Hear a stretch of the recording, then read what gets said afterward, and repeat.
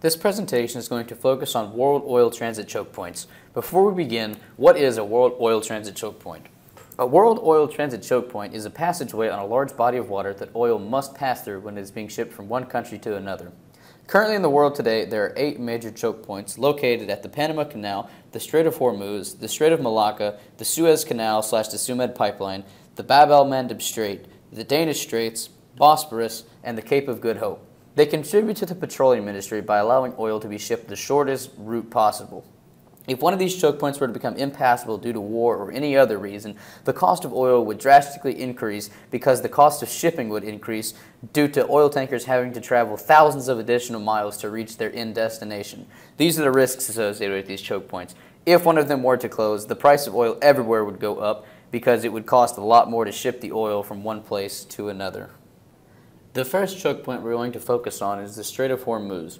Consistently seeing over 30% of all the world's oil pass through it, which is about 17 million barrels per day, the Strait of Hormuz is undoubtedly the most important world oil transit choke point. Geographically, the Strait of Hormuz is located between Iran, Oman, and the United Arab Emirates, and it connects the Persian Gulf to the Gulf of Oman. According to the EIA, 85% of the crude oil that passes through the Strait of Hormuz goes to Asian countries, making Japan, India, South Korea, and China the main beneficiaries of this strait. It also, however, makes them largely dependent upon the shipping route to get the oil they need for their economy to remain stable.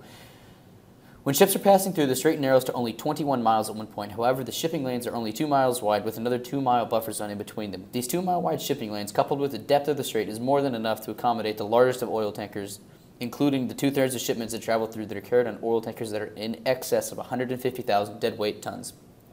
In the event that this strait would become impassable, there is an alternate option, but it's only available to Saudi Arabia and the United Arab Emirates. Both of these countries have access to pipelines that allow them to circumnavigate the Strait of Hormuz. Saudi Arabia has 2 pipelines, the first being the East-West pipeline that has an outlet at the Red Sea, which means that oil can be transported to an open body of water without having to travel through the Strait of Hormuz. Saudi Arabia has another pipeline that is currently running at full capacity. The UAE runs the Abu Dhabi crude oil pipeline that runs from the main onshore oil fields to the Gulf of Oman, which just barely bypasses the Strait of Hormuz, but does allow for oil to not have to pass through the strait if something were to go awry. While these pipelines do allow for some oil to bypass the Strait of Hormuz, they cannot carry the same load that would be passed through the strait if it were open. The next choke point we're going to focus on is the Bab el-Mandeb Strait. The Bab el-Mandeb Strait, also known as the Gateway of Tears, is a choke point that lies between the Horn of Africa and the Middle Eastern countries. It is a key link that connects the Red Sea with the Gulf of Aden and the Arabian Sea. The Bab el-Mandeb Strait is the 4th largest choke point in the world for the amount of crude oil and oil products that it transports daily. There is an estimated 3.8 million barrels of crude oil and other refined petroleum products that pass through this choke point every day. The Bab el-Mandeb Strait is about 18 miles wide at its narrowest point. This, however, limits tanker traffic to only 2-mile channels for both inbound and outbound shipments of oil. Most of the oil exports that pass through the Bab el-Mandeb will also pass through the Suez Canal and the Sumed Pipeline. The Egyptian Navy imposed a blockade on Elliot, an important Israeli port, by closing the Bab el-Mandeb Strait on the Yom Kippur War. The Egyptian Red Sea destroyer made its way to the Bab el-Mandeb Strait on October 6, 1973 and remained there for 7 months. The Egyptian Navy intercepted and prevented any importing or exporting of goods to and from Israel, including petroleum products. If there were to be another closure of the Bab el-Mandeb Strait, this would result in oil tankers not being able to reach the Suez Canal or Sumed Pipeline, leaving them stranded in the Persian Gulf. The tankers would then have to travel around the southern tip of Africa through the Cape of Good Hope, which would result in delayed transit time and more cost. Another problem that will result from the closure of the Bab el-Mandeb Strait is that European and North African southbound tankers seeking to take oil to the Asian markets would not be able to reach their destinations. As a result of the Yom Kippur War, the U.S. has developed significant military and intelligence centers in Djibouti and Somalia as part of its effort to prevent attacks from al-Qaeda in the Bab el-Mandeb region. This was also put into place after the attacks of 9/11.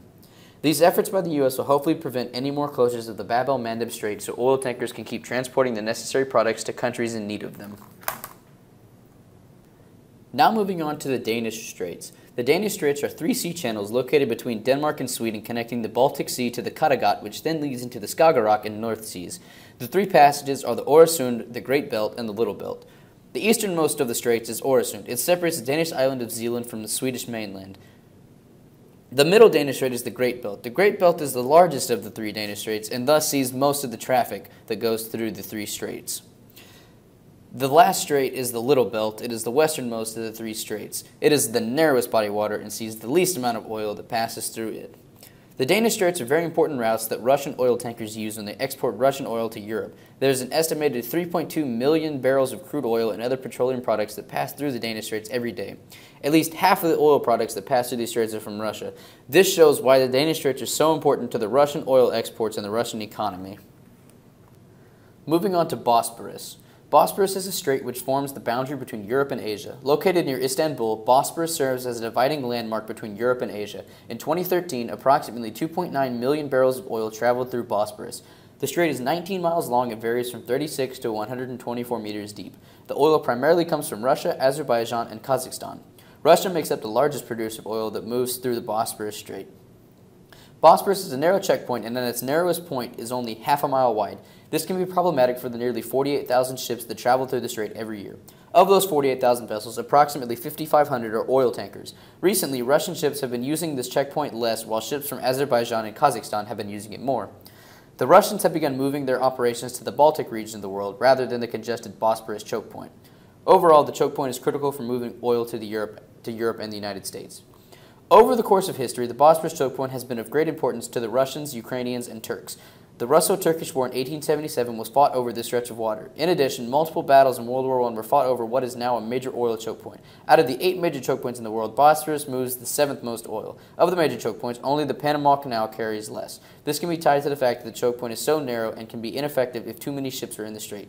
In addition, the Turks have put on regulations that make traveling through the choke point more difficult. For instance, nighttime transit for ships longer than 200 meters is now banned. In addition, the Turks often close the strait at any sign of inclement weather. In 2010, the strait was closed for 20 days, hurting the economies of multiple countries. The drastic measures were put into place after multiple accidents on the Bosporus, including one in 1994 with a Russian tanker that killed 29 crew members and spilled 19 million gallons of crude oil. The effects of the spill are still being felt in the Bosporus Strait. The regulations in the Bosporus Strait have been made to increase safety and prevent accidents such as the one in 1994, but they restrict the flow of oil to Europe and the U.S. Regardless, the Bosporus choke point will remain a major trading route for oil as long as Russia, Azerbaijan, and Kazakhstan continue producing. Now onto the Suez Canal. The Suez Canal connects the Gulf of Suez in Egypt with the Mediterranean Sea. Nearly a quarter of all goods which pass through the Suez Canal were petroleum and other liquefied products. One of the shortcomings of this canal is that it is rather shallow, which does not allow for the ultra-large crude oil carriers or very large crude oil carriers to pass through the canal without running aground. The shallowest point of the canal is only 66 feet deep, which cannot handle 40% of all oil tankers. Of the 3.2 million barrels of crude oil shipped through the canal daily, the majority is northbound for European and North American markets, while the remaining 1.3 million barrels is southbound towards the Asian markets. In fact, 79% of the oil flowing through the Suez Canal comes to the countries of the Persian Gulf, such as Saudi Arabia, Iraq, Kuwait, the United Arab Emirates, Iran, Oman, Qatar, and Bahrain. While many European countries have the largest demand for oil flowing north through the Suez Canal, they also export the largest amount of southbound flowing oil through the Suez Canal. Asian countries import the majority of southbound oil that flows through the Suez Canal. The usage of the Suez Canal has drastically dropped in recent years due to crash in world market demand for oil. Another factor leading to the decreased use of the Suez Canal is OPEC drastically cutting their production of oil due to low profit margins and higher production costs. In recent years, oil flows and usage of the Suez Canal has begun to pick back up as it is recovering from the economic collapse. Now to the Strait of Malacca. The Strait of Malacca is located between Indonesia, Malaysia, and Singapore. It is the shortest water route from Asian markets in the west and for Persian Gulf oil providers in the east. Some of the major Asian market providers include China, Japan, South Korea, and the Pacific Rim. Of these oil providers, the oil supplying two of the most prosperous world economies must flow through the Strait of Malacca in order to reach their final destinations. Over 14 million barrels flow through this checkpoint every day, making it one of the most important flows in the world. Due to rather narrowed width of the Strait of Malacca, down to only 1.7 miles, grounding of ships and collisions are a major risk due to the bottleneck caused in the restricted area. In addition to bottlenecking and potential collisions, the risk of piracy and hijacking greatly increases in probability due to the proximity of the shore. Nearly half of the entire oil fleets around the world would be required to reroute around the Indonesian archipelago if the Strait of Malacca did not exist. There are currently discussions about ways to bypass the strait through the use of an alternate man-made route or for the increased use of pipelines. There is currently a pipeline in production being built by China and Myanmar that will stretch from the ports of the Bay of Bengal to the Yunnan province in China. It is scheduled to be completed sometime soon. This pipeline would increase flow from 14 million barrels per day to upwards of 440 million barrels per day, a substantial increase, but this is the cause of much debate in politics and will delay the opening of the pipeline until around 2016. Not only does a substantial amount of the world's petroleum supply flow through this strait, but also a large amount of liquefied natural gas from the Persian Gulf, particularly Qatar, to Eastern Asian countries, specifically Japan and South Korea. Now moving halfway across the world to the Panama Canal. Although the Panama Canal has the least amount of oil passed through it compared to the other 7 major choke points, it's crucial because it's the only way to ship oil from the Pacific Ocean to the Atlantic Ocean without having to travel all the way around the dangerous and southern icy tip of South America. One of the smaller canals, the Panama Canal, is only 50 miles long and narrows to just 110 feet wide at its smallest point. This canal allows to travel from oil from the Gulf of Mexico to the western side of South America and thus to Asia across the Pacific Ocean. According to the EIA, more than 40% of the oil that passes through the Panama Canal is either originated from or destined for the United States. Due to the fact that most oil originates in the Middle East, the Panama Canal is not a very important shipping route and sees fewer barrels of oil travel through it in a year than larger canals like the Strait of Hormuz see pass through it in a day. With the United States producing more and more oil, it would be expected that the Panama Canal would be a more relevant shipping route for oil produced in the United States. This would be a sound theory if the Panama Canal were larger. The size of most oil tankers today simply prevents them from passing through the Panama Canal. Because of the series of locks the Panama Canal uses to operate and their limited size, most oil tankers cannot fit within the lock system. Realizing this was a problem, the Panama Canal Authority began an expansion program that was finished earlier in 2005 that was supposed to provide larger locks so that larger tankers would be able to pass through it. It was constructed so that a vessel weighing in at 120,000 tons or less could pass through it, which would allow for a wider variety of tanks to fit through, but still wasn't large enough for the larger oil tanks to fit through. With the increase in size of Panama Canal and the U.S. exporting more oil, the Panama Canal is gradually seeing more and more barrels of oil pass through it, although it still remains the least important choke point of the 8 major worldwide choke points. Now to the final choke point at the Cape of Good Hope. The Cape of Good Hope is located on the southern tip of Africa. First discovered by Bartholomew Diaz of Portugal in 1488, the Cape of Good Hope served as a dividing point between the Atlantic and Indian Ocean. Historically, the Cape of Good Hope was a major key in European countries colonizing countries in Africa and Asia. The nearest major city to the Cape of Good Hope is Cape Town. Although it is not truly a choke point since it is not bounded by two sides, the Cape of Good Hope still remains a very important trading route. Approximately 4.9 million barrels travel around the Cape of Good Hope per day, making it the third busiest choke point in the world. Crude oil that moved around the Cape of Good Hope has accounted for 9% of all oil that was transported by sea.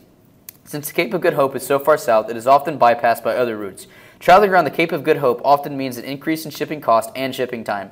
Oftentimes, routes such as the Gulf of Aden and Bab el-Mandeb are used rather than the Cape of Good Hope. As an example, closures of the Suez Canal and Sumed pipeline would result in 2,700 extra miles to transport oil from Saudi Arabia to the United States.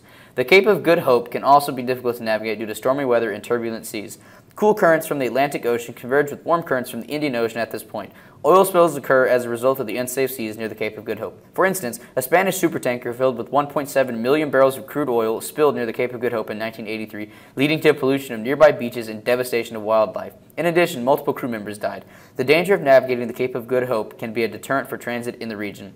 Overall, the Cape of Good Hope is a major transit point which cannot be bypassed on many occasions. In order to travel to the United States from regions such as the Indian Ocean and Eastern Africa, the Cape of Good Hope is a common transit point. Since the United States uses a large amount of oil transported from places such as Sudan and Malaysia often move around the Cape of Good Hope.